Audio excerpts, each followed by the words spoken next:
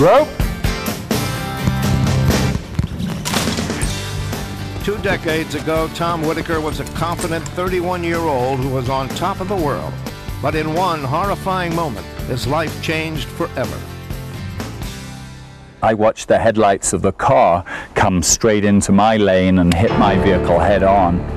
The doctors put my knees back together as best they could, but I certainly wouldn't be doing any more mountaineering. When I woke up in the recovery room, I looked down the bed and I just thought, thank God, because I wasn't looking at what wasn't there, I was looking at what was there. And I had my foot, and I knew if I had my foot, I had a chance. His injury unleashed a defiance against limitation that fueled a master plan to organize and lead expeditions to the world's 7 major summits. Mount Everest isn't something you just climb and come home. If you try and do that, then you kill yourself. Mount Everest, our planet's ultimate test, had to come first. Traveling too slowly to make it down before nightfall, Tom Whittaker had turned back. He'd gotten within 1,500 feet of the summit. Greg Child got to the top at 9:45 a.m.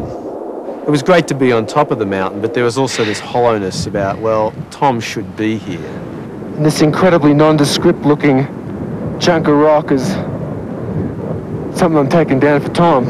And he hands it to me. You couldn't be and here. He goes, Whittaker, I want you to put this back where I got it from. And I carry that piece of rock in my pocket a lot of the time, and that keeps my dream. It is said that the flags on Mount Everest have special powers. In 1998, Tom Whittaker will return to Everest for one final try.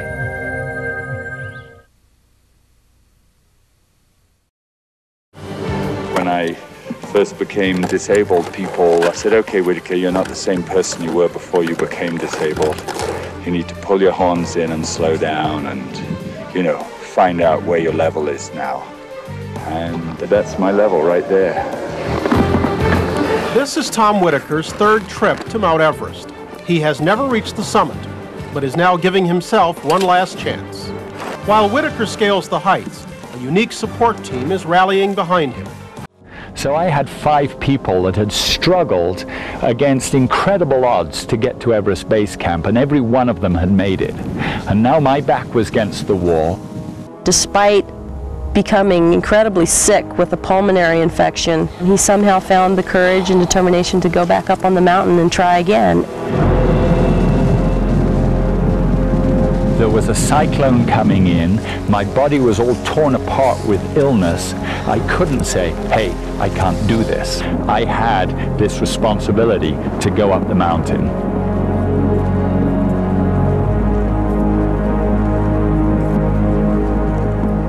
You don't climb Mount Everest for the view, you climb it for the internal struggle of finding out if you're good enough. And Mount Everest will not bow its head to me because I'm disabled.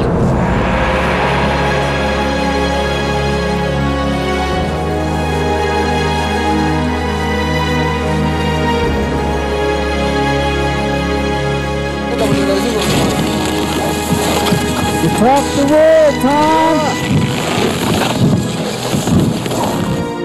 As soon as you start contemplating failure, failure becomes an option. Failure can never be an option. Greg, do you remember in 1995 getting me some rock from the summit and giving it to me and saying, I want you to put this back where I got it from? Well, Greg, this is you.